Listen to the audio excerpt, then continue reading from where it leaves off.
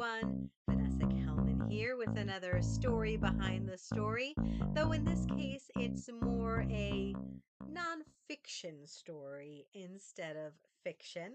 And it is a two for one because there are two editions of this book.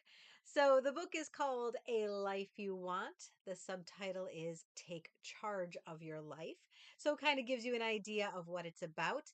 It is a self help nonfiction book with guidance and tips to help you get your life on track to make the life that you want. It is based on the first year's posts in a blog I wrote, also called A Life You Want. Makes sense, right? But this story is really about how the blog and then the book came about and how it has evolved since then. So, the story really goes back to when I turned 30. Now, I know most people will say, 40 is over the hill, that's when you are old, and 30 isn't old, right? But to me, it had that same kind of effect. I took turning 30 really hard. And it wasn't that I thought I was old, it was more that I didn't feel like I had accomplished anything. When I turned 30, I was married and had a house. And so I'm sure many people would say, I looked successful from the outside. I had written a book, but we were struggling having a child.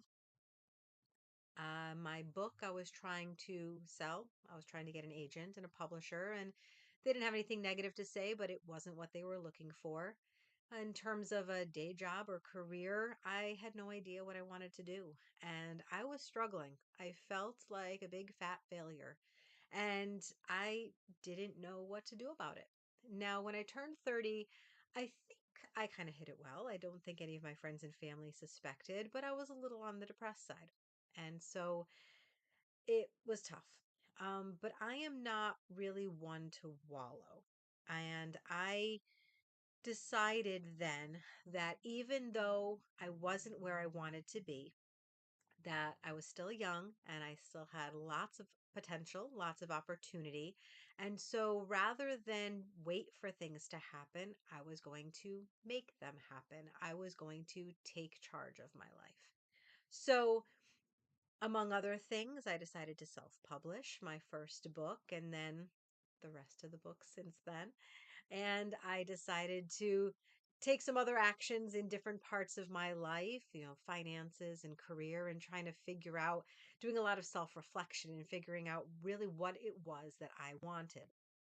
Now, along this process, I learned a lot about myself. I learned a lot about how to turn things around a bit. And so I decided, because I'm a writer, that I wanted to share what I had learned with the world. So I started a blog and I started posting about the different areas of my life that I was looking to make improvements in or, tweak and figure things out. But I wasn't blogging so much about my own journey. That kind of came later. I was blogging about what I'd learned and resources that I had found and tips and motivation and things that I had found to keep going and to make progress in my goals. And that's what I was sharing. And I decided that at the end of the first year that there was a lot of value here, but blogs can be an awkward format, right? Because you kind of have to sort through things and figure out what's what. So perhaps a book would be a better format. And so that's what I did. And the process ended up being a bit longer than I anticipated. It took quite a bit to change the formatting and compiling things and tweaking things and rewording things and all of that into a book format. But I did. And so A Life You Want came into existence. And that is the first edition that got published. And that was fine. I still have the website. I recreated the blog posts on there. So we have lots of information still with that. Now, how the second edition came into play is because actually within the last year, this just came out in January. So this is a relatively new development, I suppose. But I have been struggling again. And there have been some things in my life that have not gone the way that I had wanted or the way that I had thought that they would. And there are, parts of my life that just have been dissatisfying again. And so, again, I am not one to wallow, and I like to take charge and be proactive to turn things around. So I was trying to figure out what could I do. And so I thought, well, if my intention with a life you want was to help people who had been in that position, who had been struggling with what they wanted and how to turn things around, well, maybe I had some words of wisdom for myself. Maybe if I went back and read that book again for myself, I would be able to motivate myself and kind of get some ideas on how to move forward in my own life. But I decided to take it one step further because that's me and I just can't do anything piecemeal, right?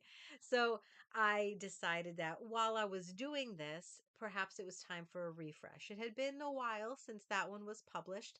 So perhaps a refresh, an update, maybe more insight, things that I had learned along the way and things that have kind of changed a little bit since I wrote that first book. Maybe it was time for an update. So while I was rereading it, I was also editing and revising and updating and changing things around and checking resource links and all of that and making sure that things were still active and did a lot of updating. So I decided that I was going to release the second edition. I had hoped in time for New Year's, and alas, it was a week after. So hopefully, still people can find value in that, even though we couldn't tack on for New Year's resolutions. But I decided to release that second edition, and I'm pretty happy with how it turned out. I definitely could see how my writing has evolved and improved over the years. So at the very least, that part of it made me happy.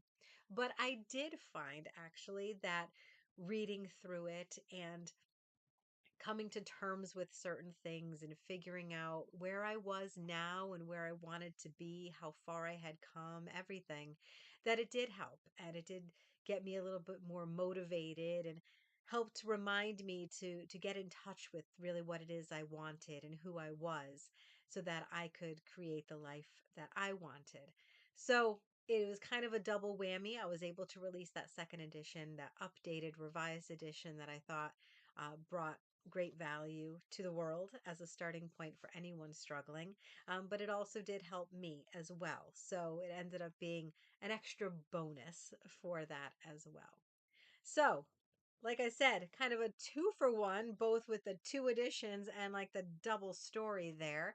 And hopefully it connects with you in some way if it is something that you are interested in reading more about and looking into. I encourage you to check it out. Of course, available online in lots of different places.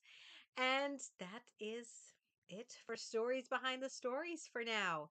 But I've got plenty more to share. Not stories behind the stories, but plenty more other stories and information to share with you as well. So be sure to stay tuned for future videos, and I will see you soon.